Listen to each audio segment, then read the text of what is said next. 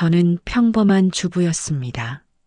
아침마다 시어머니 밥상을 차리고 남편 출근 챙기고 딸을 학교에 보내는 그런 평범한 삶을 살았어요.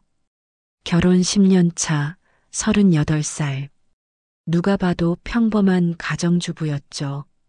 하지만 제 삶은 어느 순간부터 조금씩 무너지고 있었습니다. 남편은 저를 쳐다보지도 않았고, 시어머니는 늘 불만이셨고, 딸만이 유일하게 저를 엄마라고 불러줬어요. 그리고 어느 날 저는 제 남편과 제 절친이 저를 배신하고 있다는 걸 알게 됐습니다. 그들은 저를 죽이려 했어요. 차가운 바다에 밀어 넣었죠. 하지만 저는 살아남았습니다. 그리고 완전히 다른 사람이 되어 돌아왔습니다. 오늘 제가 들려드릴 이야기는 한 여자의 배신과 복수, 그리고 재탄생에 관한 이야기입니다. 이 영상이 도움이 되셨다면 구독과 좋아요, 알림 설정 부탁드립니다. 여러분의 작은 관심이 더 좋은 이야기를 만드는 큰 힘이 됩니다. 그럼 이야기를 시작하겠습니다. 그날 아침도 똑같았습니다. 시계 알람이 울리기 전에 눈을 떴고 조용히 일어나 부엌으로 향했어요. 시어머니는 아침 식사에 무척 까다로우신 분이었거든요. 국은 뜨겁게, 밥은 갓 지은 걸로, 반찬은 4가지 이상. 하나라도 빠지면 한숨부터 쉬시곤 했습니다. 저는 냉장고를 열고 재료를 꺼냈습니다. 시금치, 멸치, 두부, 김치. 손은 익숙하게 움직였지만 마음은 무거웠어요. 이런 아침이 벌써 몇 년째였을까요? 냄비에 물을 붓고 멸치를 넣었어요. 보글보글 끓어오르는 소리가 새벽 공기를 깼습니다. 창밖은 아직 어두웠고 이 시간만큼은 저 혼자였어요. 아무도 저를 부르지 않는 유일한 시간이었죠. 시어머니께서 방문을 여시는 소리가 들렸습니다. 곧 부엌으로 오실 거라는 걸 알았어요. 저는 얼른 국간을 맞추고 밥을 퍼 담기 시작했습니다. 시어머니께서 들어오셨습니다. 식탁을 한번 훑어보시더니 작은 한숨을 쉬셨어요. 그 한숨에 제 어깨가 움츠러들었습니다. 며느리가 이것도 못 챙기나? 김 구운 건 어디 있어? 깜빡했습니다. 저는 황급히 대답했어요. 죄송해요, 어머님. 지금 바로 구울게요. 아이고, 정신이 하나도 없네. 우리 민혁이가 고생이 많지. 그 말에 가슴이 철렁했습니다. 매일 새벽 5시에 일어나서 밥하고 청소하고 빨래하는 건 저인데 고생하는 건 민혁이라고요? 하지만 저는 아무 말도 하지 않았습니다. 그저 고개만 숙이고 김을 구웠어요. 남편이 세면장에서 나왔습니다. 정장 차림에 머리를 깔끔하게 넘긴 모습이었죠. 예전엔 그 모습이 멋있어 보였는데 이젠 그냥 낯설기만 했어요. 저는 밥상을 들고 거실로 나갔습니다. 남편은 이미 식탁에 앉아 신문을 펼쳐 들고 있었어요. 제가 밥상을 놓아도 고개 한번 들지 않았습니다. 시어머니께서 물으셨습니다. 민혁아, 오늘 일찍 들어와? 아니요, 오늘 회의 있어서 늦을 것 같아요. 또, 요즘 너무 자주 늦는 거 아니니? 회사 일이 많아서요. 그 대화를 들으며 저는 주방에서 설거지를 하고 있었습니다. 마치 투명 인간이 된 것 같았어요. 제가 밥을 차렸고 김을 구웠지만 아무도 저에게 고맙다는 말 한마디 하지 않았습니다. 그때 딸 수아가 방에서 뛰어나왔습니다. 잠옷 차림에 머리는 부스스했지만 환하게 웃는 얼굴이었어요. 엄마, 수아가 제 치마를 잡아당기며 웃었습니다. 그 작은 손의 온기가 제 마음을 조금 녹여주었어요.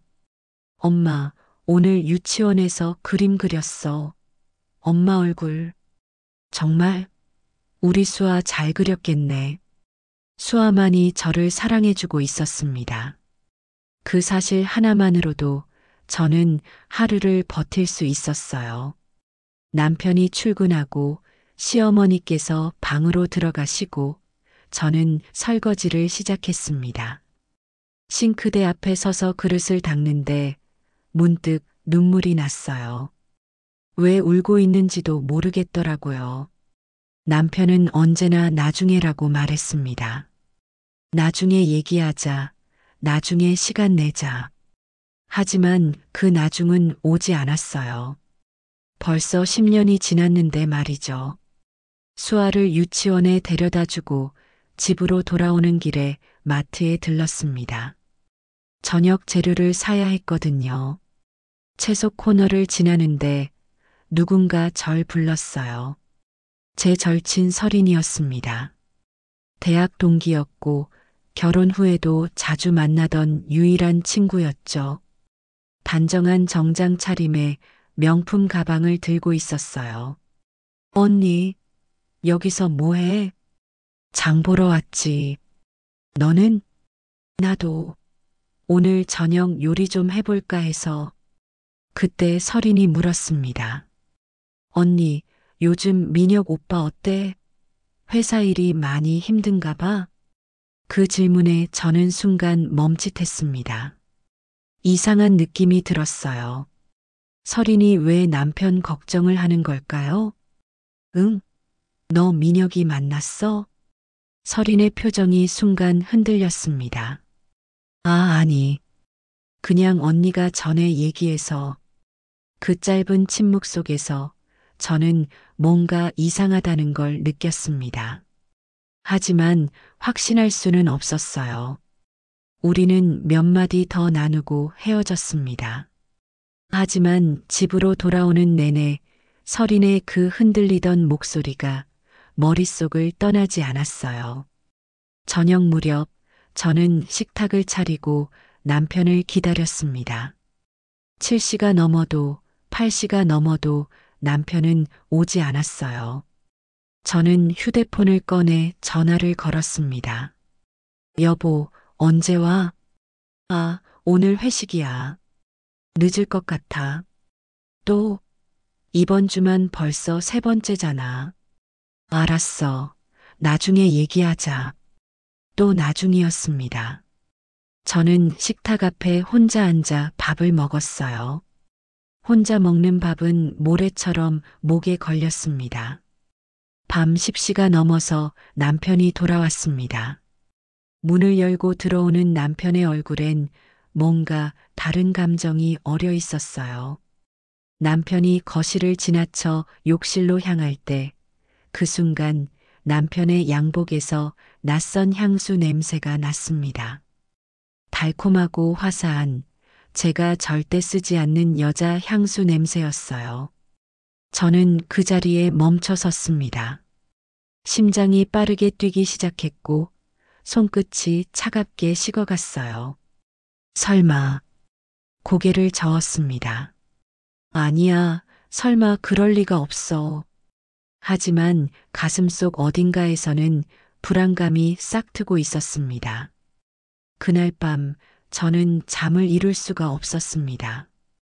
옆에서 코를 고는 남편을 보며 저는 천장만 바라봤어요. 향수 냄새, 늦은 귀가, 설인의 이상한 전화. 그때 남편의 휴대폰이 진동했습니다. 침대 옆 테이블 위 화면이 밝게 켜졌고 저는 그걸 보고 말았어요. 설인 오빠, 오늘 정말 좋았어. 그 순간 세상이 멈춘 것 같았습니다. 손이 떨렸고 숨이 막혔고 심장이 미친 듯이 뛰었어요. 그날 저녁 남편이 퇴근하지 않았을 때 저는 이상한 예감을 지울 수 없었습니다. 그리고 그 예감은 틀리지 않았습니다. 그날 밤 이후로 저는 잠을 제대로 잘 수 없었습니다. 눈을 감으면 그 문자 내용이 떠올랐어요. 오빠, 오늘 정말 좋았어. 설인의 그 문자가 계속 머릿속을 맴돌았습니다. 처음엔 아니라고, 오해라고 생각하려 했어요. 설이는 제 친구잖아요. 10년 넘게 알고 지낸 친구가 설마 저를 배신할까요? 남편도 그럴 사람이 아니라고 믿고 싶었습니다. 하지만 현실은 제 생각과 달랐습니다. 의심이 한번 시작되자 모든 게 이상하게 보이기 시작했어요.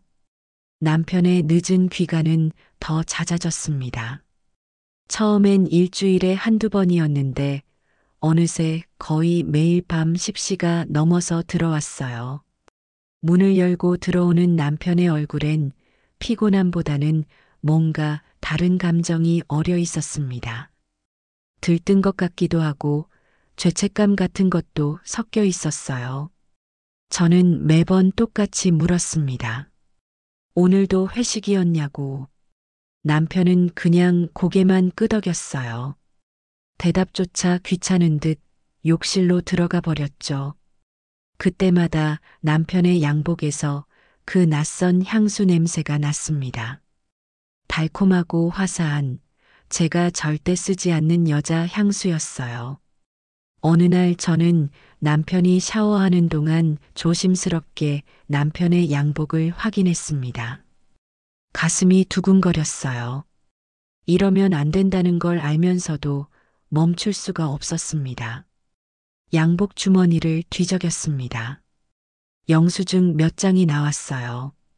고급 레스토랑, 와인바, 호텔 라운지. 회식 장소치곤 이상했습니다. 회사 회식이라면 고깃집이나 호프집에 가는데 이런 곳은 데이트 코스였으니까요. 손이 떨렸습니다. 영수증을 다시 주머니에 넣고 양복을 제자리에 걸었어요. 샤워실 문이 열리는 소리가 들렸고 저는 황급히 거실로 나왔습니다. 심장이 미친 듯이 뛰었어요. 며칠 뒤 설인에게서 전화가 왔습니다. 평소처럼 밝은 목소리였어요. 이번 주말에 시간 되냐고 오랜만에 카페 가자고 했습니다. 저는 잠시 망설였습니다. 설인을 만나고 싶지 않았어요.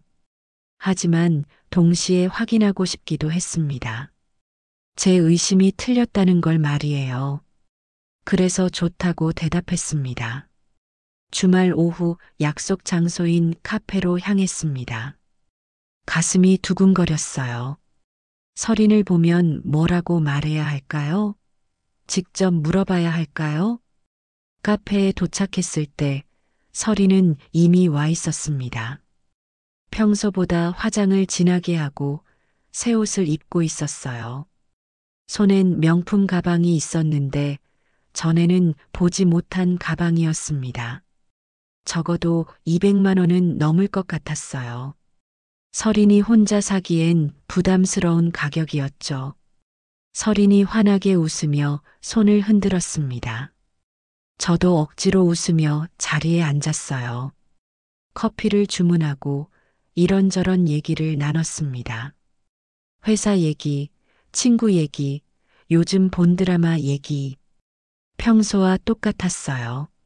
하지만 저는 그 가방에서 눈을 뺄 수가 없었습니다. 그리고 설인의 표정을 계속 살폈어요. 뭔가 달라 보였거든요. 예전보다 더 밝아 보였고, 피부도 좋아 보였고, 전체적으로 행복해 보였습니다. 저는 가방을 예쁘다고 말했어요. 새로 샀냐고 물었죠. 설인의 표정이 순간 굳었습니다. 그리고 곧 밝게 웃으며 보너스 받아서 나한테 선물했다고 대답했어요. 하지만 설인의 눈빛은 불안해 보였습니다. 뭔가 숨기고 있다는 걸 느낄 수 있었어요. 저는 잠시 망설이다가 물었습니다. 너 요즘 민혁이 자주 만나냐고. 그 질문에 설인의 손이 멈췄습니다. 커피 잔을 든 손이 미세하게 떨렸어요. 서리는 무슨 소리냐고 민혁 오빠를 자기가 왜 만나냐고 반문했습니다. 저는 모르겠다고 그냥 궁금해서 물어본 거라고 했어요. 너 전화할 때마다 민혁이 얘기하잖냐고 말했죠. 서리는 그건 그냥 언니 남편이니까 안부 묻는 거라고 대답했습니다. 하지만 서리는 시선을 피했어요. 창밖을 보고 커피를 마시고 핸드폰을 만지작거렸습니다. 그 모든 행동이 거짓말을 하고 있다는 걸 말해주고 있었어요. 저는 다시 서린을 불렀습니다. 서린은 저를 똑바로 쳐다봤어요. 그 눈빛엔 미안함도 죄책감도 없었습니다. 오히려 도전적이었어요. 그리고 물었죠. 언니, 내가 뭐 잘못한 거 있냐고. 그 순간 저는 알았습니다. 이 사람은 더 이상 제 친구가 아니라는 걸. 카페를 나와 집으로 돌아오는 길, 저는 남편의 차를 발견했습니다. 회사 근처 주차장에 세워져 있었어요. 남편은 분명 회의 중이라고 했는데 차는 왜 여기 있는 걸까요? 저는 차에 다가갔습니다. 혹시 몰라서 차 문을 열고 안을 들여다봤어요. 조수석에 뭔가 떨어져 있었습니다. 작고 예쁜 진주 귀걸이였어요. 제 것이 아니었습니다. 손이 떨렸습니다. 귀걸이를 집어들고 한참을 바라봤어요. 그리고 조수석에 앉아 주변을 살폈습니다. 그때 다시 그 향수 냄새를 맡았어요. 남편 양복에서 맡았던 바로 그 달콤한 향기였습니다. 조수석 전체에 그 냄새가 배어 있었어요. 이제 확실했습니다. 남편은 누군가를 자주 조수석에 태우고 있었던 거예요. 그 여자는 향수를 뿌리고 귀걸이를 하고 남편과 함께 차를 타고 다녔던 겁니다. 저는 차 문을 닫고 그 자리에 서 있었습니다. 다리에 힘이 풀렸어요. 주차장 한복판에서 그냥 주저앉고 싶었습니다. 하지만 참았습니다. 울면 안 된다고, 여기서 무너지면 안 된다고 스스로에게 말했어요. 저는 귀걸이를 주머니에 넣고 집으로 향했습니다. 그날 밤 남편이 돌아왔을 때 저는 조용히 물었습니다. 오늘 회의 잘 끝났냐고. 남편은 소파에 앉으며 좀 길었다고 피곤하다고 대답했어요. 저는 주머니에서 귀걸이를 꺼냈습니다. 그리고 남편 앞에 내밀었어요. 이게 뭐냐고 물었죠. 남편의 얼굴이 순간 굳었습니다. 눈빛이 흔들렸어요. 남편은 그게 뭐냐고 되물었고 저는 당신 차 조수석에 떨어져 있었다고 여자 귀걸이라고 말했습니다. 남편은 잠시 침묵했습니다. 그리고 그거 팀에 여자 직원이 차 태워달래서 태워줬는데 그때 떨어뜨린 것 같다고 대답했어요. 오해하지 말라고 했죠. 오해. 남편은 제게 오해하지 말라고 했습니다. 하지만 이건 오해가 아니었어요. 문자 메시지, 향수 냄새, 늦은 귀가, 고급 레스토랑 영수증, 그리고 이 귀걸이까지 모든 증거가 하나를 가리키고 있었습니다. 저는 더 이상 묻지 않았습니다. 물어봤자 거짓말만 들을 테니까요. 남편은 곧 자리에서 일어나 방으로 들어갔고 저는 거실에 혼자 남았습니다.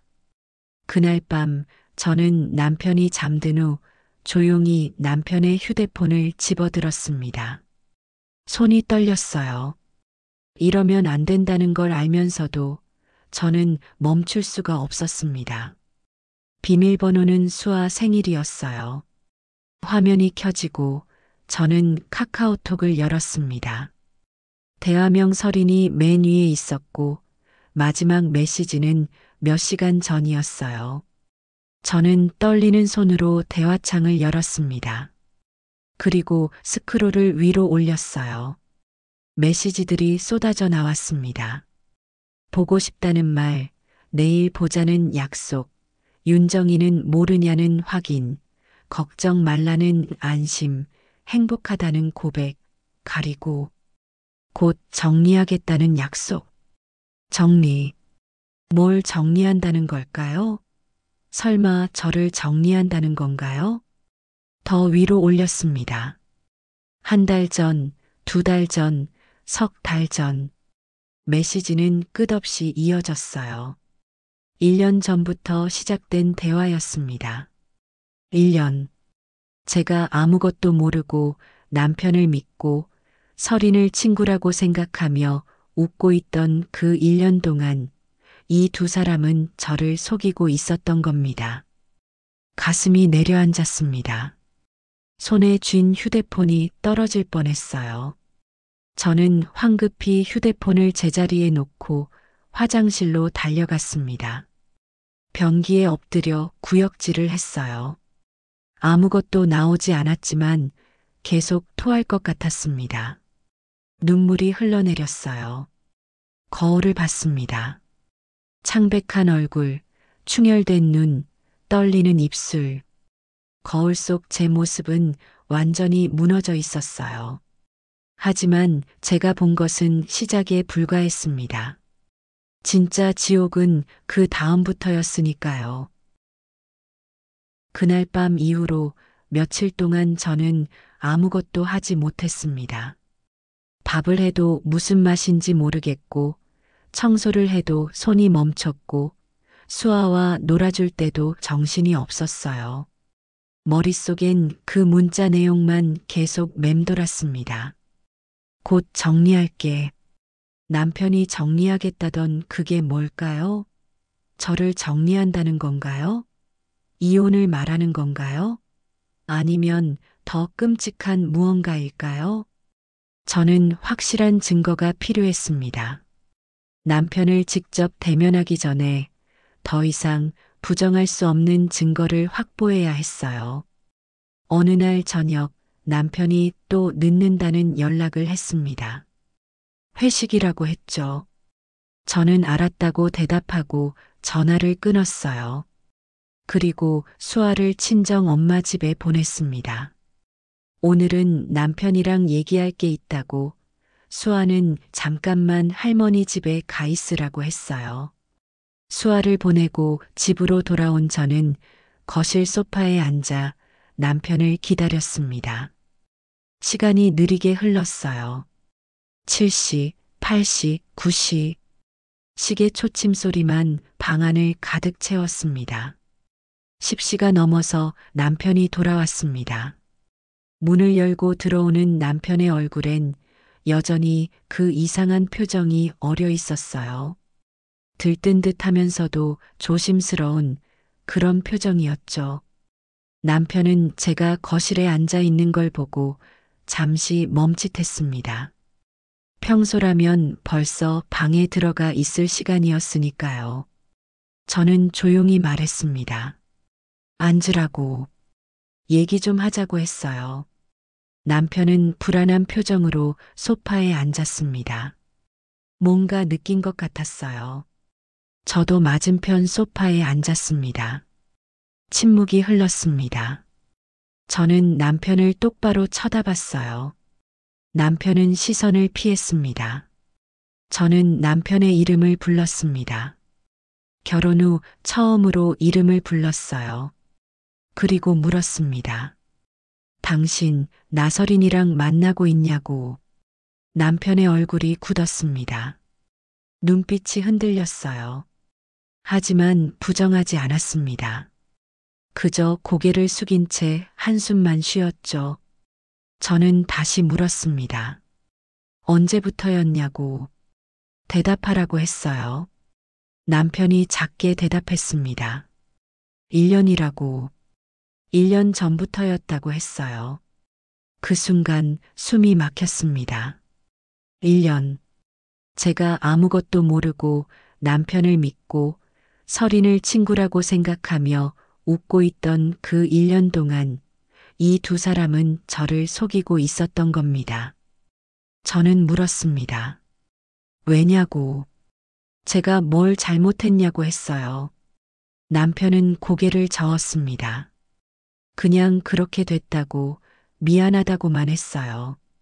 그 말에 저는 웃음이 나왔습니다. 그냥 그렇게 됐다고요? 1년 동안 저를 속이고 제 친구와 바람을 피우고 그게 그냥 그렇게 된 거라고요? 저는 목소리를 높이지 않았습니다. 그냥 조용히 물었어요. 이혼하고 싶냐고. 남편이 고개를 들었습니다. 그리고 말했어요. 그게 좋겠다고.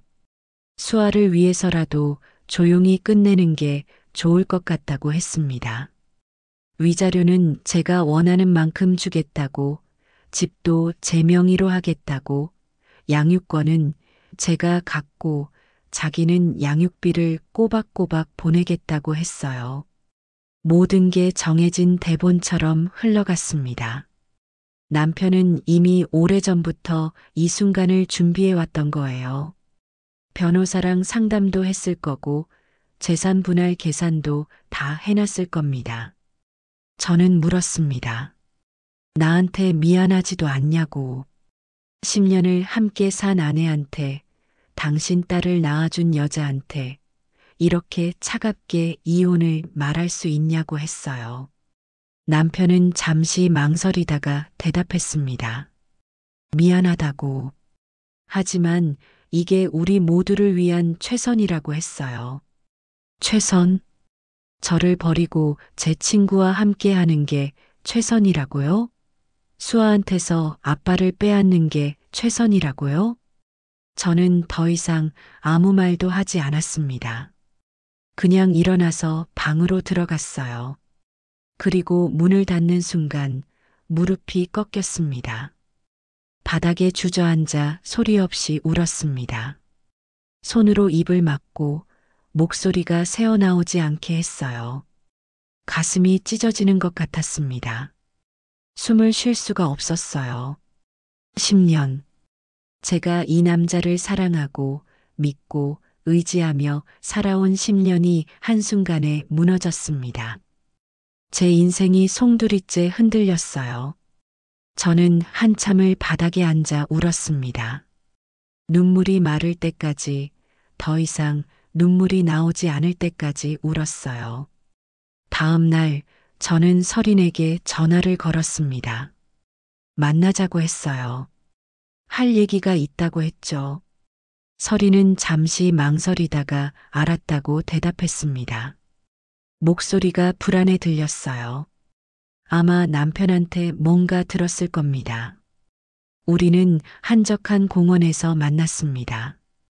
평일 오후라 사람이 별로 없었어요. 설이는 선글라스를 끼고 나타났습니다. 얼굴을 가리고 싶었던 거겠죠. 저는 벤치에 앉아 설인을 기다렸습니다. 설인이 다가와 제 옆에 앉았어요. 둘 다 한동안 아무 말도 하지 않았습니다. 저는 먼저 입을 열었습니다. 1년이나 됐다며? 너랑 민혁이가 1년이나 저를 속였다며? 라고 물었어요. 설이는 대답하지 않았습니다. 그냥 고개를 숙이고 있었어요. 저는 물었습니다. 왜 하필 내 남편이었냐고. 세상에 남자가 얼마나 많은데 왜 하필 내 남편이었냐고 했어요. 설인이 작게 대답했습니다.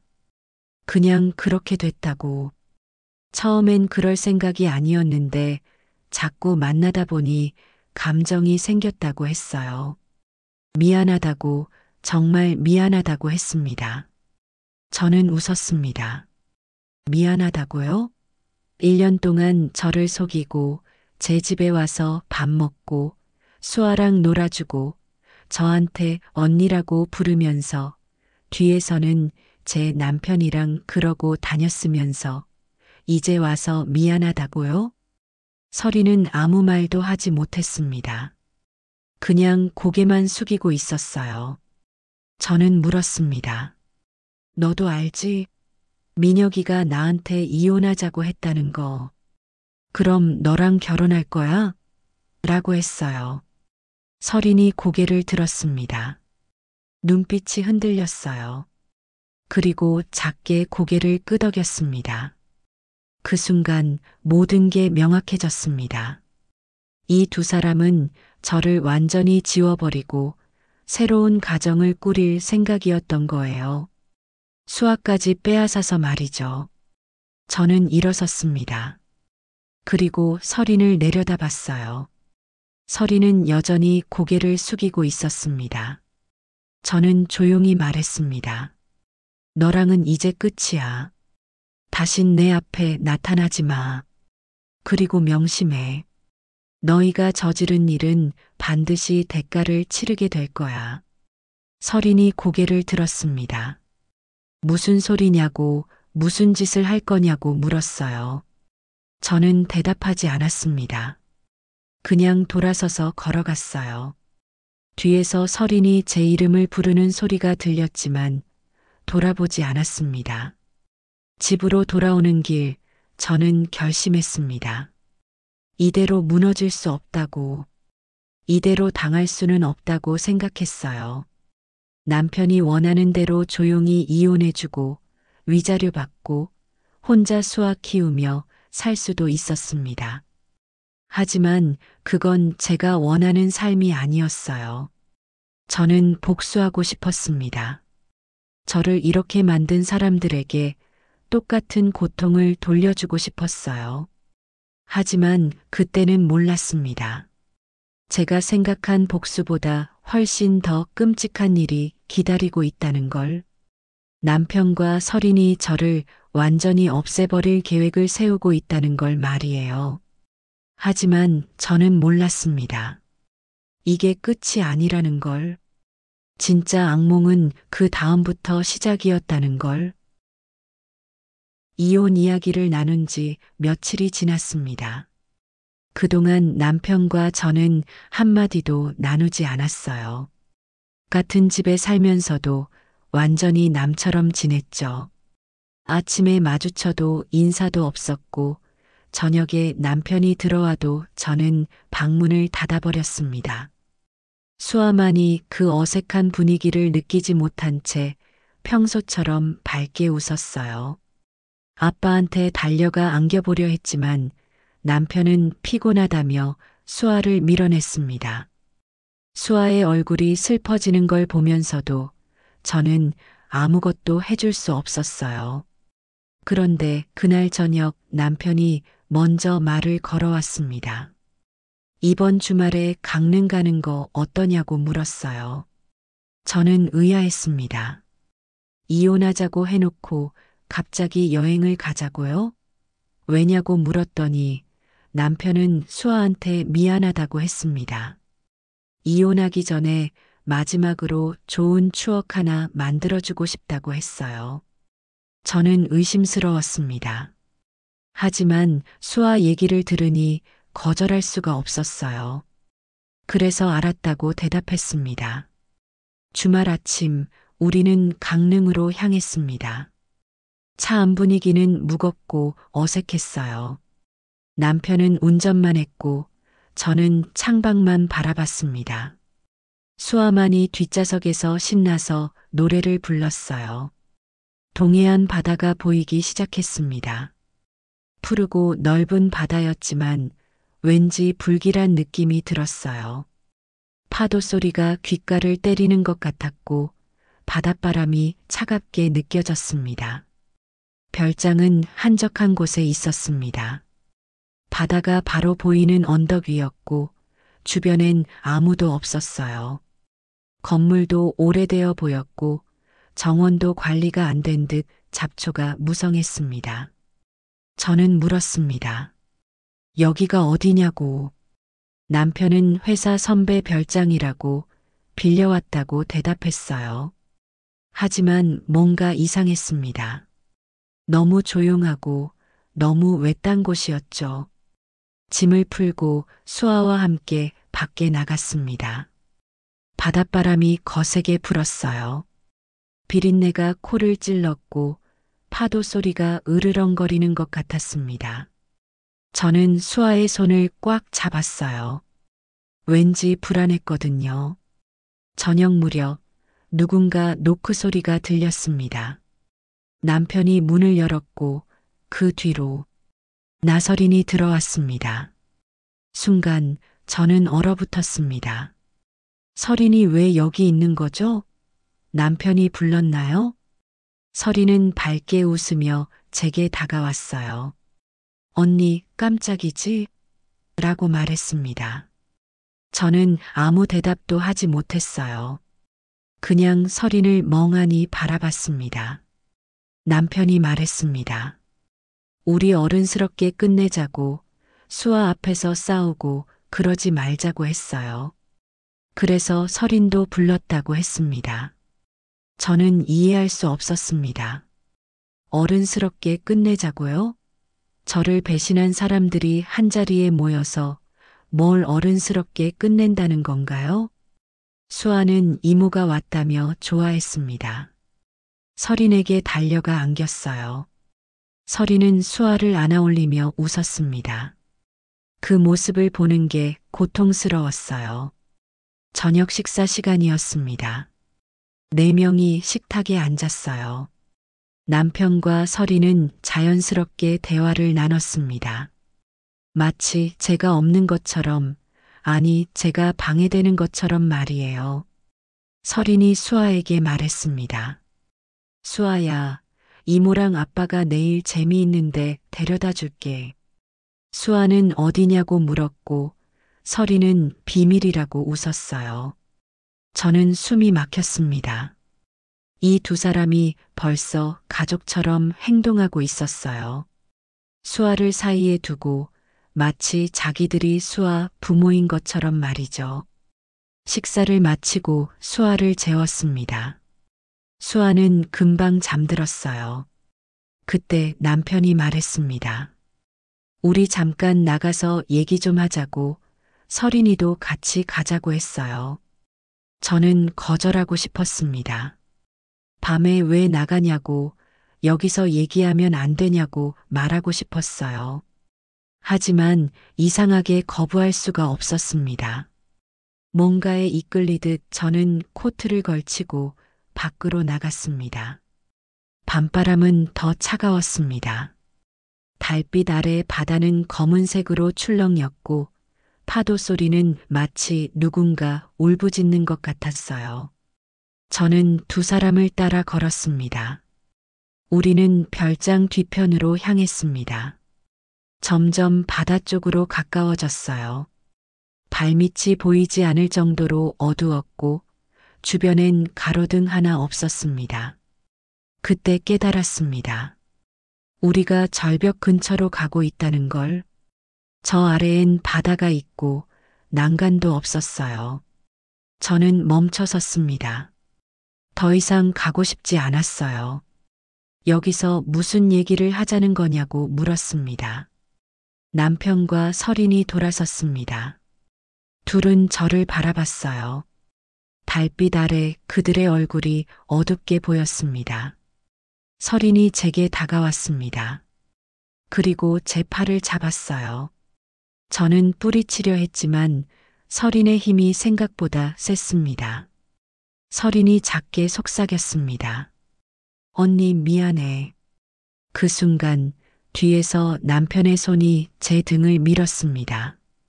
순간적으로 이해했습니다. 이 사람들이 절 죽이려 한다는 걸. 저는 비명을 지르려 했지만 목소리가 나오지 않았어요. 몸이 앞으로 기울었고 발이 땅에서 떨어졌습니다. 남편의 목소리가 들렸습니다. 윤정아, 미안해.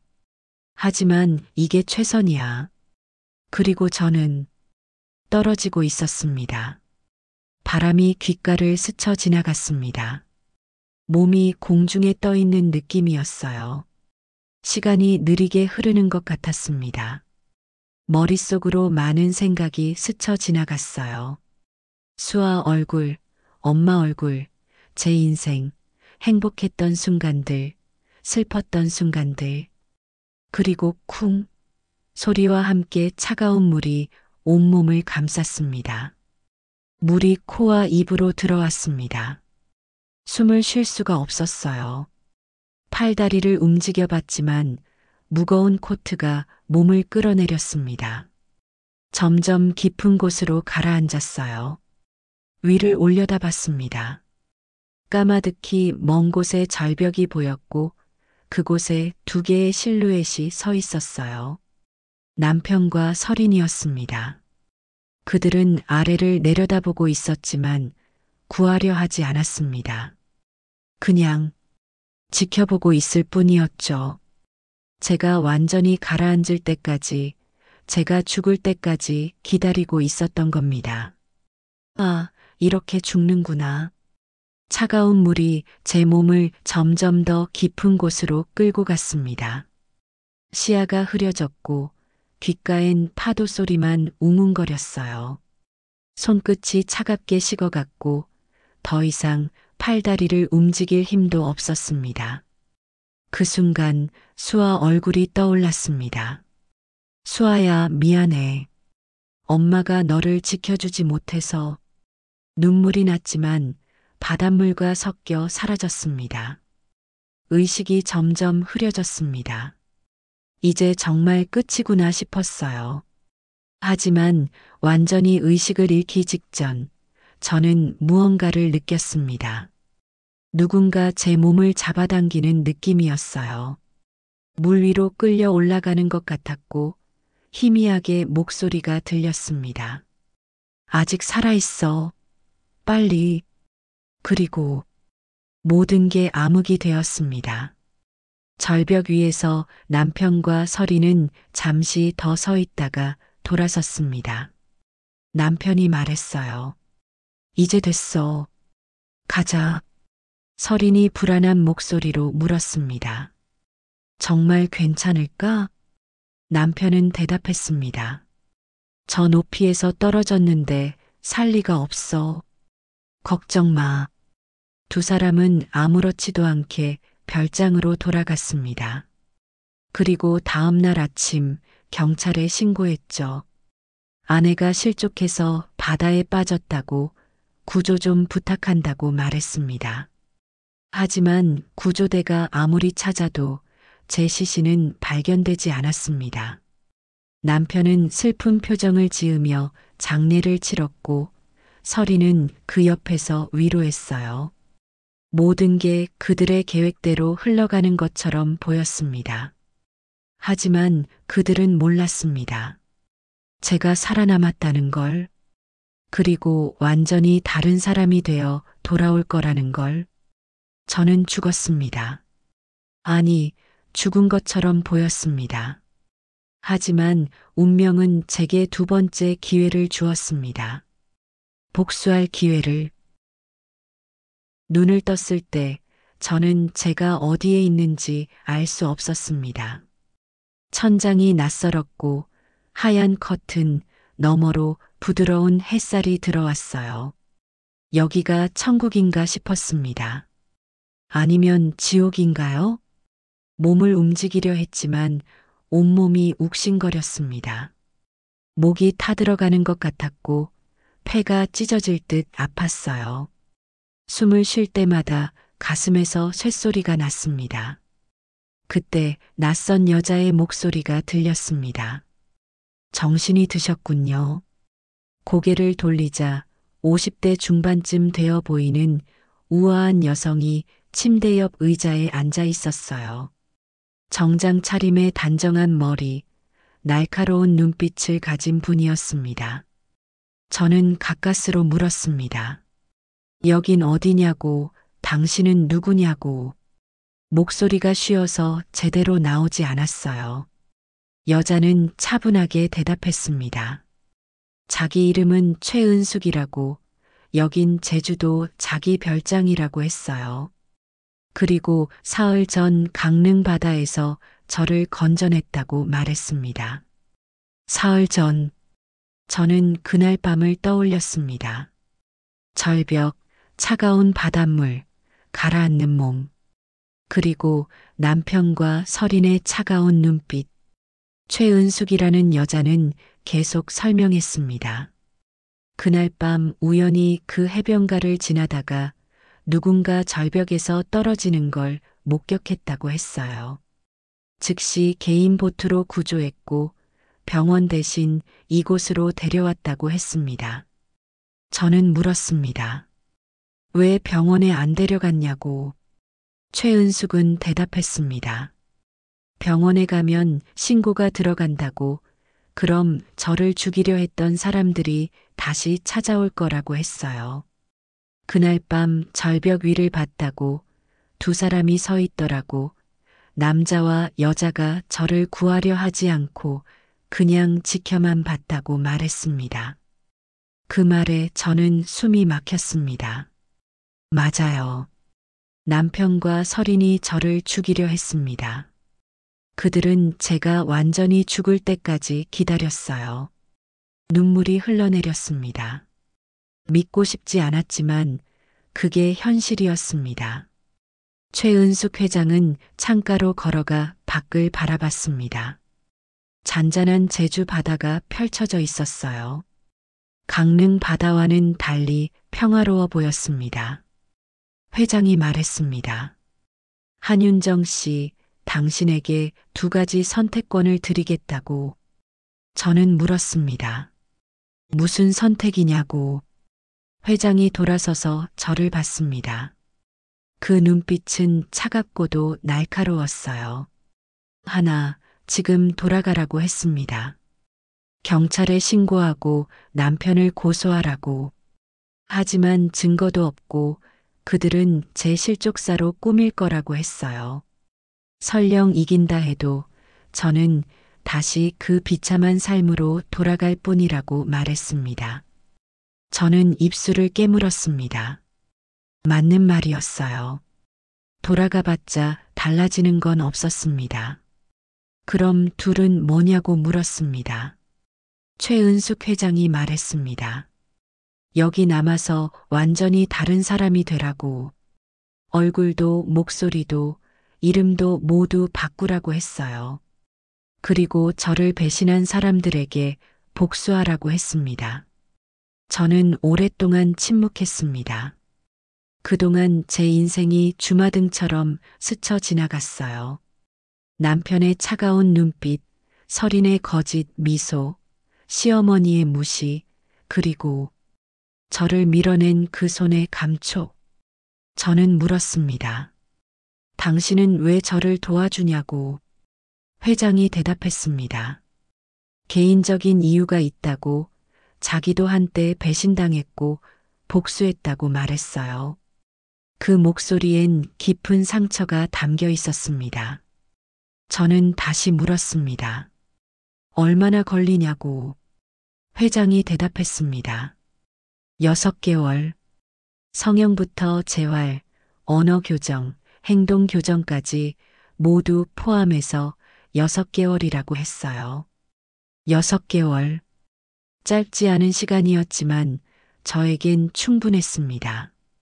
저는 대답했습니다. 하겠다고. 다음 날부터 지옥이 시작됐습니다. 먼저 성형수술이었어요. 얼굴 전체를 바꾸는 큰 수술이었죠. 광대를 깎고 턱선을 다듬고 코를 높이고 눈매를 바꿨습니다. 수술 후 얼굴은 붓고 멍들어서 거울을 볼 수조차 없었어요. 회복하는 동안 저는 침대에만 누워 있었습니다. 통증이 심했어요. 진통제를 먹어도 얼굴이 찢어지는 것 같았습니다. 눈물이 나려고 했지만 울면 안 된다고 스스로에게 말했어요. 수술 자국이 아물고 붓기가 빠지자 재활 훈련이 시작됐습니다. 몸을 다시 만들어야 했어요. 바닷물에 빠져 망가진 몸을 새롭게 태어난 몸으로 바꿔야 했습니다. 매일 아침 6시에 일어나 운동을 했습니다. 달리기, 요가, 필라테스, 웨이트. 온몸이 비명을 질렀지만 멈추지 않았어요. 땀이 옷을 적셨고 근육이 찢어지는 것 같았지만 계속했습니다. 말투 교정도 시작됐습니다. 전문 강사가 와서 저를 가르쳤어요. 목소리 톤을 바꾸고 말하는 속도를 조절하고 억양을 바꿨습니다. 제 목소리가 아닌 것 같았지만 그게 목적이었죠. 눈빛 훈련도 받았습니다. 거울 앞에 서서 표정을 연습했어요. 웃는 법, 화내는 법, 슬퍼하는 법. 하지만 가장 중요한 건 감정을 숨기는 법이었습니다. 강사가 말했습니다. 더 차갑게, 당신 눈빛엔 아직 슬픔이 남아있다고. 저는 거울 속 제 눈을 바라봤어요. 그리고 모든 감정을 지웠습니다. 슬픔도, 분노도, 고통도, 모든 걸 지워버렸어요. 6개월이 지났습니다. 저는 거울 앞에 섰어요. 붕대를 풀고 거울을 보는 순간이었습니다. 거울 속엔 낯선 여자가 있었습니다. 날카로운 턱선, 높은 코, 큰 눈, 도도한 인상. 한윤정이 아니었어요. 완전히 다른 사람이었습니다. 저는 그 여자를 한참 바라봤습니다. 손을 들어 얼굴을 만져봤어요.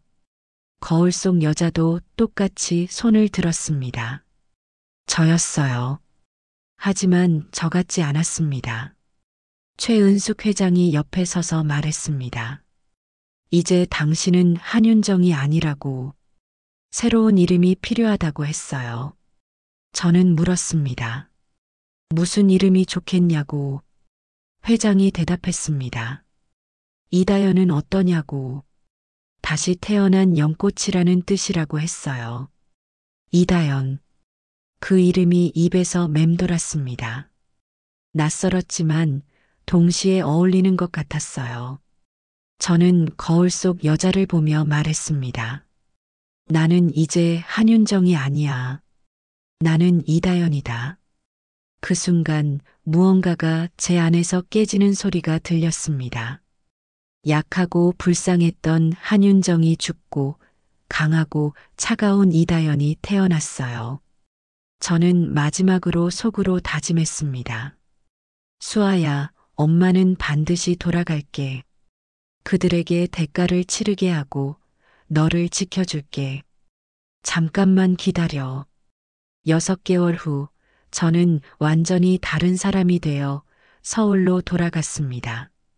그들은 제가 누군지 절대 알아보지 못할 것입니다. 하지만 저는 그들의 모든 것을 알고 있죠. 서울로 돌아온 날, 저는 호텔 객실 창문 앞에 서 있었습니다. 63층 높이에서 내려다본 서울은 반짝이고 있었어요. 저 아래 어딘가에 남편과 설인이 있었습니다. 제가 죽은 줄 알고 평화롭게 살아가고 있을 그들이 말이죠. 저는 거울을 봤습니다. 완벽하게 변한 제 모습이 거울에 비쳤어요. 고급 정장을 입고 명품 가방을 든 도도하고 차가운 여자. 이제 저는 이다연이었습니다. 최은숙 회장이 마련해준 신분증, 통장, 명함. 모든 게 완벽했어요. 이다연은 해외에서 사업을 하다 귀국한 투자자였습니다. 부동산 개발, 스타트업 투자, 기업 인수, 큰 돈을 움직이는 사람이었죠. 그리고 제 첫 번째 타깃은 남편의 회사였습니다. 저는 남편 회사에 대해 철저히 조사했습니다. 최은숙 회장의 도움으로 회사 재무제표, 사업 계획서, 내부 사정까지 모두 파악했어요. 회사는 자금난을 겪고 있었고 투자자를 찾고 있었습니다. 완벽한 타이밍이었어요. 며칠 후 저는 남편 회사에 투자 미팅 요청을 했습니다.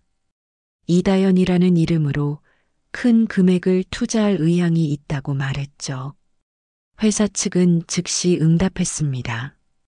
다음 주 월요일 오전 10시에 미팅을 잡았어요. 담당자는 강민혁 과장이라고 했습니다. 제 남편이었죠. 그날까지 일주일이 남았습니다. 저는 매일 거울 앞에 서서 연습했어요.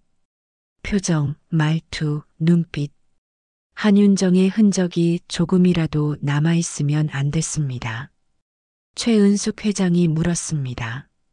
준비됐냐고. 저는 대답했습니다. 준비됐다고. 월요일 아침, 저는 남편 회사 건물 앞에 섰습니다. 높은 건물이었어요. 남편이 매일 출근하던 곳, 제가 도시락을 싸서 가져다 주기도 했던 곳이었죠. 하지만 이제 저는 그 여자가 아니었습니다. 저는 이다연이었고 이곳에 투자하러 온 사람이었어요. 로비를 지나 엘리베이터를 탔습니다. 12층. 남편이 일하는 층이었어요. 엘리베이터 문이 열리고 저는 차분하게 걸어 나갔습니다. 안내 직원이 저를 회의실로 안내했습니다.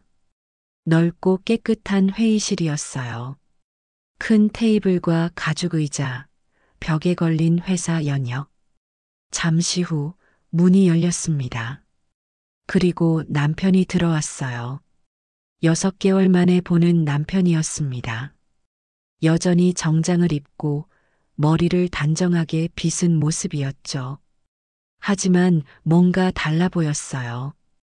얼굴이 조금 수척해진 것 같았고 눈가에 다크서클이 있었습니다. 남편은 저를 보고 잠시 멈칫했습니다. 그리고 90도로 인사했어요. 처음 뵙겠습니다. 강민혁 과장입니다. 저는 차갑게 고개만 끄덕였습니다. 그리고 앉으라는 손짓을 했어요. 남편은 조심스럽게 제 맞은편에 앉았습니다. 저는 남편을 똑바로 쳐다봤습니다.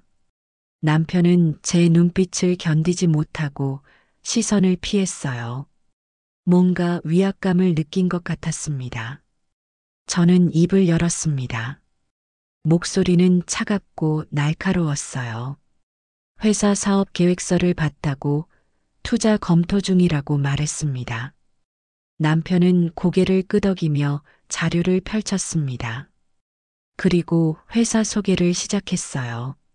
하지만 목소리가 떨리고 있었습니다. 제 앞에서 긴장하고 있었던 거죠. 저는 남편의 설명을 들으며 관찰했습니다. 왼손 약지의 결혼 반지는 여전히 끼고 있었어요. 제가 죽은 지 6개월이 지났는데도 말이죠. 위선적이라는 생각이 들었습니다. 미팅은 1시간 정도 진행됐습니다. 저는 날카로운 질문들을 던졌어요. 수익성, 시장성, 경쟁력. 남편은 땀을 흘리며 대답했습니다. 마지막에 저는 물었습니다. 과장님은 결혼하셨냐고. 남편이 잠시 멈칫했습니다. 그리고 대답했어요. 네, 했었다고. 아내를 잃었다고 말했습니다. 저는 아무렇지 않게 물었습니다. 언제냐고. 남편이 대답했습니다. 6개월 전이라고. 사고였다고 했어요. 저는 짧게 말했습니다. 안 됐다고. 하지만 목소리엔 감정이 전혀 없었어요. 남편은 고개를 숙였습니다. 그리고 괜찮다고, 이제 괜찮다고 말했어요. 괜찮다고요? 아내가 죽은 지 6개월 만에 괜찮다고요? 저는 속으로 비웃었습니다. 미팅을 마치고 일어섰습니다. 남편도 일어나 인사했어요. 검토 후 연락드리겠다고 감사하다고 말했습니다. 저는 명함을 건넸습니다. 이다연이라는 이름이 적힌 명함이었어요. 남편은 두 손으로 받았습니다. 그때 문이 열렸습니다. 그리고 나설인이 들어왔어요. 순간 시간이 멈춘 것 같았습니다. 설인이 여기서 뭐 하는 거죠? 설인은 커피 2잔을 들고 있었습니다. 그리고 밝게 웃으며 말했어요. 과장님, 커피 가져왔어요. 과장님. 서린이 남편을 과장님이라고 불렀습니다.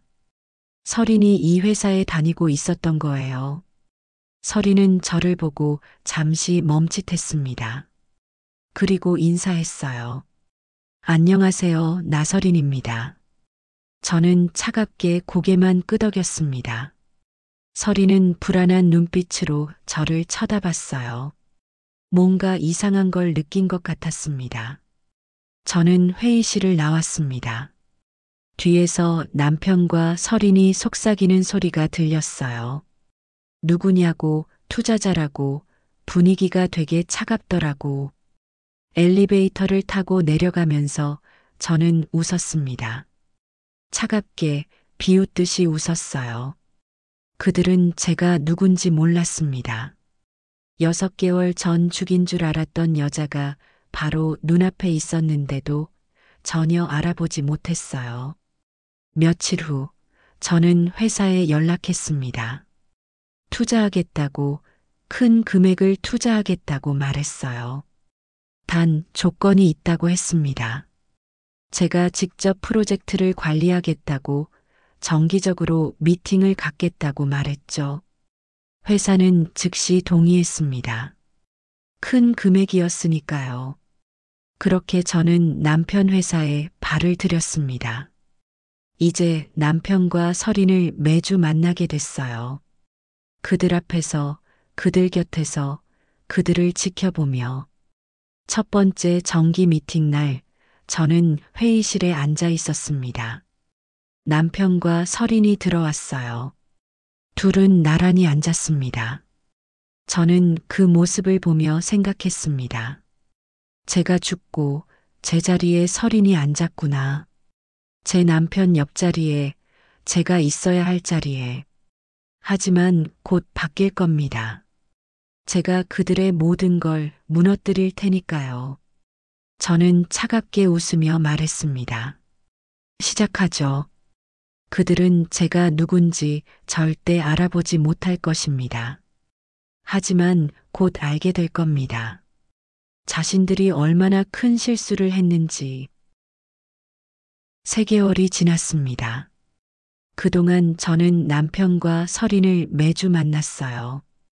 투자자로서, 프로젝트 관리자로서 그들 위해 군림했습니다. 처음엔 그들도 조심스러웠어요. 제 앞에서 긴장했고 제 눈치를 봤죠. 하지만 시간이 지나면서 조금씩 편해지는 것 같았습니다.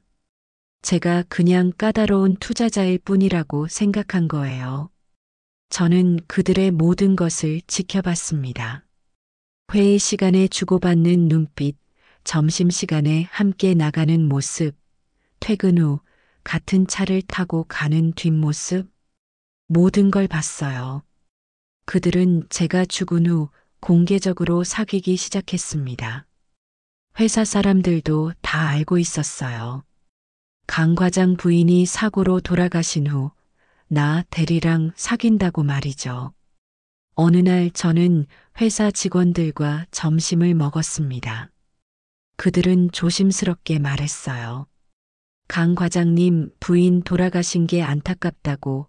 그런데 나 대리랑 너무 빨리 사귀는 거 아니냐고 수군거렸습니다. 저는 가만히 듣고 있었어요. 그리고 물었습니다. 부인이 어떻게 돌아가셨냐고. 직원들이 대답했습니다. 강릉 여행 가서 실족사했다고, 바다에 빠져서 시신도 못 찾았다고 했어요. 정말 안타깝다고, 어린 딸도 있는데 말이죠. 저는 고개를 끄덕였습니다. 그리고 차갑게 말했습니다. 안타깝긴 하지만 사람 일은 알 수 없는 거 아니냐고. 어쩌면 실족사가 아닐 수도 있지 않냐고 했어요. 직원들이 놀라며 물었습니다. 무슨 뜻이냐고. 저는 웃으며 말했습니다. 아무 뜻도 아니라고. 그냥 세상엔 진실이 묻혀 있는 경우가 많다고 했어요. 그날 이후 저는 본격적으로 움직이기 시작했습니다. 먼저 투자금을 회수했습니다. 갑자기 투자를 철회하겠다고 프로젝트가 마음에 안 든다고 말했어요. 회사는 패닉에 빠졌습니다. 그 투자금으로 이미 사업을 진행하고 있었거든요. 남편이 급하게 저를 찾아왔습니다. 사무실 앞에서 기다리고 있었어요. 제가 나타나자 다급하게 말했습니다. 왜 갑자기 투자를 철회하냐고, 이러면 회사가 위험해진다고 했어요. 저는 차갑게 대답했습니다. 투자 결정은 제 자유라고, 마음이 바뀌었다고 말했어요. 그리고 돌아서서 걸어갔습니다. 남편이 뒤에서 소리쳤습니다. 이다연 씨, 제발 다시 한번 생각해 달라고. 저는 돌아보지 않았습니다. 그냥 계속 걸어갔어요. 다음 날 저는 또 다른 폭탄을 터뜨렸습니다. 설인의 과거를 폭로한 거예요. 설인은 예전 회사에서 횡령 의혹이 있었습니다. 증거가 부족해서 기소되진 않았지만 회사에서 조용히 나왔었죠. 저는 그 자료를 구했고 회사 내부 게시판에 익명으로 올렸습니다. 회사는 발칵 뒤집혔어요. 사람들은 설인을 보는 눈빛이 달라졌고 수군거리기 시작했습니다. 나 대리가 횡령범이었다고, 그래서 전 회사를 나왔다고 말이죠. 설인은 회사를 다니기 힘들어졌습니다. 사람들이 피했고 회의에서도 무시당했어요. 결국 설인은 사표를 냈습니다. 그날 저녁 저는 우연을 가장해 남편과 설인이 만나는 카페 근처를 지나갔습니다. 창문 너머로 두 사람이 보였어요. 설인은 울고 있었고 남편은 난처한 표정을 짓고 있었습니다. 저는 그 모습을 지켜봤습니다. 그리고 만족스럽게 웃었어요. 며칠 후 저는 남편의 회사에 또 다른 투자자를 보냈습니다. 최은숙 회장의 지인이었어요. 그 투자자는 회사를 인수하겠다고 제안했고 조건으로 임원진을 교체하겠다고 말했습니다. 남편은 해고됐습니다. 10년 넘게 다니던 회사에서 하루아침에 쫓겨난 거예요. 남편은 패닉 상태였습니다. 재취업을 시도했지만 쉽지 않았어요. 저는 뒤에서 손을 썼거든요. 남편이 지원하는 회사마다 남편의 부정적인 정보를 흘렸습니다. 결국 남편은 몇 달 동안 백수로 지냈습니다. 저축은 바닥났고 대출 이자를 감당하기 힘들어졌어요. 집도 팔아야 할 상황이 됐습니다. 설인도 마찬가지였습니다. 횡령 의혹 때문에 어느 회사도 설인을 채용하지 않았어요. 설인은 친구들에게도 외면당했습니다. 제가 익명으로 설인의 과거를 퍼뜨렸거든요. 어느 날 저는 우연을 가장해 시어머니를 만났습니다. 시어머니는 마트에서 장을 보고 계셨어요. 예전보다 훨씬 초라해 보였습니다. 저는 시어머니 옆을 지나가다 일부러 카트를 부딪혔습니다. 시어머니가 놀라며 저를 쳐다봤어요. 저는 정중하게 사과했습니다. 죄송하다고, 조심하지 못했다고 말했어요. 시어머니는 괜찮다고 손을 흔들었습니다. 그리고 저를 한번 쳐다봤어요. 뭔가 낯익은 듯한 표정이었지만 곧 고개를 저었습니다. 저는 물었습니다. 혹시 요즘 힘든 일 있으세요? 얼굴이 안 좋아 보이시는데. 시어머니가 한숨을 쉬었습니다. 그리고 말했어요. 아들이 실직했다고, 며느리도 죽고, 손녀는 친정 할머니가 키우고 있고, 집도 팔아야 할 상황이라고 했습니다. 저는 안 됐다는 표정을 지었습니다. 하지만 속으로는 웃고 있었어요. 몇 주 후 결정적인 순간이 왔습니다. 남편과 설인이 크게 싸우는 걸 목격한 거예요. 저는 우연히 그들이 만나는 레스토랑 근처를 지나가다 들었습니다. 서린이 소리쳤습니다. 다 내 때문이야. 내가 윤정을 죽였잖아. 남편이 대답했습니다. 너도 동의했잖아. 너도 같이 밀었잖아. 서린이 울며 말했습니다. 난 그냥 겁을 주려고 했을 뿐이야. 진짜 죽일 생각은 없었어. 남편이 비웃었습니다. 지금 와서 무슨 소리야? 우린 같이 밀었어. 우린 공범이야. 그 대화를 듣는 순간 저는 확신했습니다. 이 녹음만 있으면 충분하다고. 저는 핸드폰을 꺼내 녹음을 시작했어요. 서린과 남편의 다툼은 계속됐습니다. 서로를 비난하고 책임을 떠넘기고 후회한다고 소리쳤어요. 마침내 시어머니까지 나타났습니다. 무슨 일이냐고, 왜 싸우냐고 물었어요. 남편이 소리쳤습니다. 엄마는 가만히 있어요. 시어머니가 물었습니다. 지금 윤정 얘기하는 거야? 윤정이가 뭘 어쨌다는 거야? 서린이 울며 말했습니다. 윤정 언니, 우리가 죽였어요. 시어머니의 얼굴이 하얗게 질렸습니다. 뭐라고? 너희가 윤정을 죽였다고? 그 순간 시어머니가 주저앉았습니다. 오열하며 소리쳤어요. 이런 미친놈들, 윤정이한테 무슨 짓을 한 거야? 저는 그 모습을 지켜보며 조용히 웃었습니다. 복수는 달콤했습니다. 그들이 무너지는 모습을, 서로를 비난하는 모습을, 후회하는 모습을 보는 게 통쾌했어요. 하지만 동시에 가슴 한쪽이 텅 비는 느낌이 들었습니다. 복수가 끝나면 뭐가 남을까요? 이 공허함은 뭘까요? 복수는 끝났습니다. 남편은 모든 걸 잃었고, 서린은 사회적으로 매장됐고, 시어머니는 절망에 빠졌어요. 제가 원하던 결과였습니다. 그들이 저를 죽인 증거도 확보했고, 언제든 경찰에 신고할 수 있었죠. 하지만 저는 신고하지 않았습니다. 감옥에 가는 것보다 이렇게 무너지며 사는 게 더 큰 벌이라고 생각했거든요. 매일 후회하며 서로를 원망하며 죄책감에 시달리며 사는 게 더 고통스러울 테니까요. 복수는 달콤했습니다. 하지만 그 달콤함은 오래가지 않았어요. 며칠이 지나자 공허함만 남았습니다.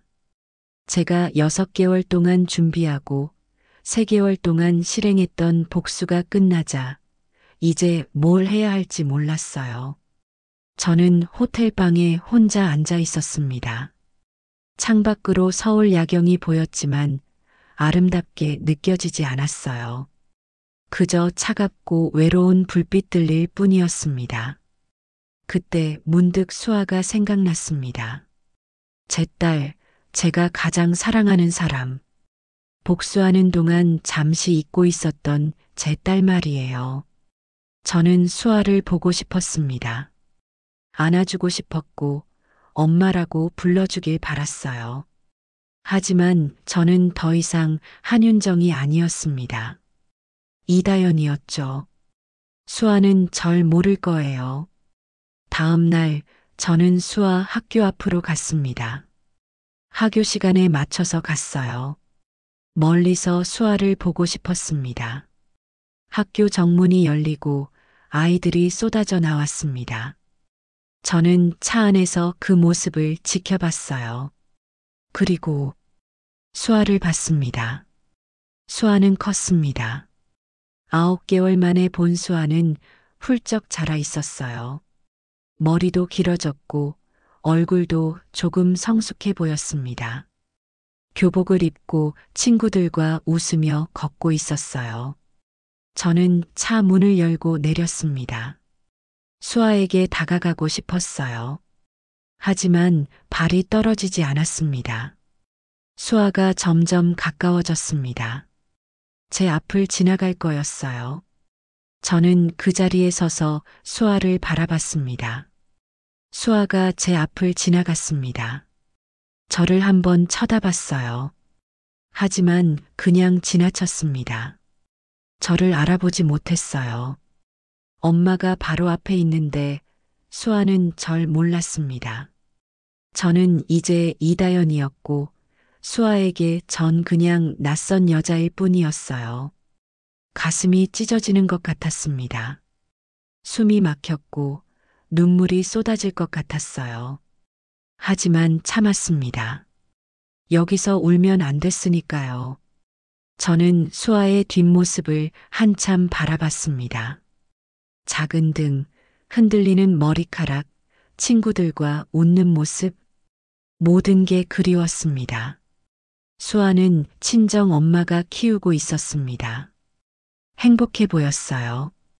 친구들도 있고 밝게 웃고 있었죠. 그 모습을 보니 조금 안심이 됐습니다. 하지만 동시에 깨달았습니다. 저는 더 이상 수아의 엄마로 돌아갈 수 없다는 걸. 한윤정은 죽었고 이다연은 수아의 엄마가 아니니까요. 그날 저녁 저는 최은숙 회장을 만났습니다. 회장 별장에서 차를 마시며 대화를 나눴어요. 회장이 물었습니다. 복수는 끝났냐고. 저는 고개를 끄덕였습니다.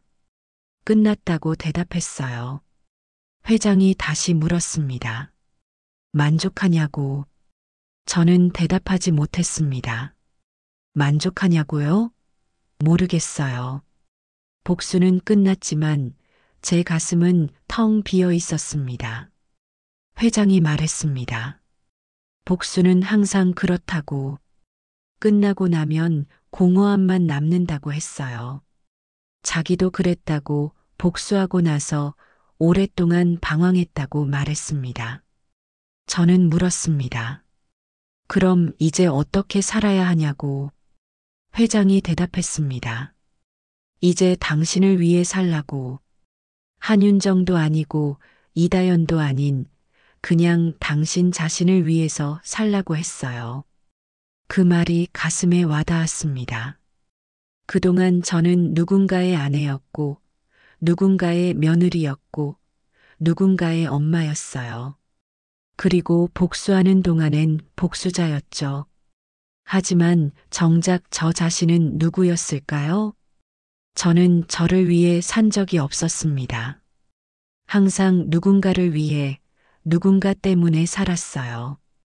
이제는 저를 위해 살아야 할 시간인 것 같았습니다. 며칠 후 의사 이한결을 만났습니다. 최은숙 회장이 소개해 준 사람이었어요. 제가 바다에서 건져졌을 때 응급처치를 해준 의사였죠.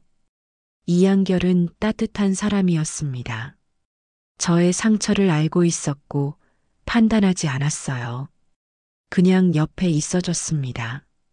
우리는 카페에서 만났습니다. 이한결이 물었어요. 복수는 끝났냐고. 저는 고개를 끄덕였습니다. 그리고 말했어요. 하지만 끝나고 나니 아무것도 남지 않았다고. 이한결이 말했습니다. 그럼 이제 새로운 시작을 하면 된다고. 과거는 끝났으니 이제 미래를 위해 살라고 했어요. 저는 웃었습니다. 새로운 시작이라고요? 저는 이미 모든 걸 잃었는데요. 이한결이 제 손을 잡았습니다. 그리고 조용히 말했어요. 이제 당신을 위해 살아도 됩니다. 누군가의 복수가 아니라 당신 자신의 행복을 위해서요. 그 말에 눈물이 났습니다. 오랜만에 흘리는 진짜 눈물이었어요.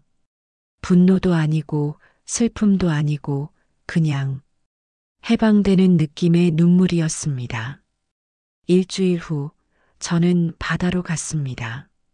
제주도가 아니라 강릉도 아닌 조용한 동해안 작은 마을이었어요. 새벽에 도착해서 해변에 홀로 섰습니다.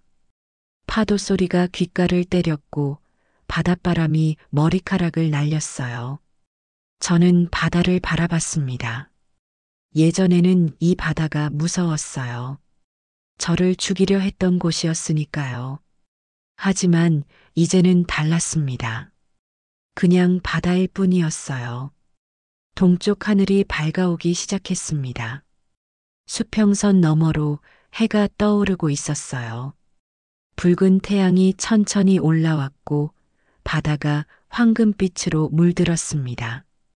저는 그 광경을 보며 눈을 감았습니다. 그리고 속으로 말했어요. 엄마, 아빠, 저 이제 정말 괜찮아요. 힘들었지만 이겨냈어요. 이제 저도 행복하게 살고 싶어요. 수아야, 엄마가 너 곁에 있어줄 순 없지만 항상 너를 사랑하고 있어. 멀리서 너를 지켜볼게. 행복하게 자라줘. 그리고 나 자신에게 말했습니다. 이제 한윤정도 이다연도 아닌 그냥 나로 살자고. 과거에 얽매이지 말고 미래를 두려워하지 말고 오늘을 살자고 말이에요. 바람이 불었습니다. 따뜻한 바람이었어요. 마치 누군가 저를 안아주는 것 같았습니다. 저는 눈을 떴습니다. 그리고 미소를 지었어요. 진짜 미소였습니다. 복수를 위한 미소도 누군가를 속이기 위한 미소도 아닌 진심에서 우러나온 미소였어요. 저는 이제 한윤정도 이다연도 아닌 그저 나로 살기로 했습니다. 그것이 제가 찾은 진짜 자유였습니다. 앞으로 어떤 삶을 살게 될지 모르겠습니다. 이한결과 새로운 관계를 시작할 수도 있고 혼자 살아갈 수도 있어요. 중요한 건 이제 제가 선택한다는 겁니다. 누군가 때문이 아니라 저를 위해서요. 해가 완전히 떠올랐습니다. 새로운 하루가 시작됐어요. 그리고 저의 새로운 인생도 시작됐습니다. 저는 돌아섰습니다. 그리고 걸어갔어요. 과거를 등지고 미래를 향해 한 걸음씩 걸어갔습니다. 이제 저는 자유롭습니다. 진짜로. 여기까지 제 이야기를 들어주셔서 정말 감사합니다. 제 이야기가 여러분께 위로가 됐기를 혹은 용기가 됐기를 바랍니다. 인생은 때로 잔인하지만 우리는 다시 일어설 수 있습니다. 그리고 새로운 시작을 할 수 있어요. 이 이야기가 도움이 되셨다면 구독과 좋아요, 알림 설정 부탁드립니다. 여러분의 작은 관심이 더 많은 이야기를 만드는 큰 힘이 됩니다. 다음에도 좋은 이야기로 찾아뵙겠습니다. 감사합니다.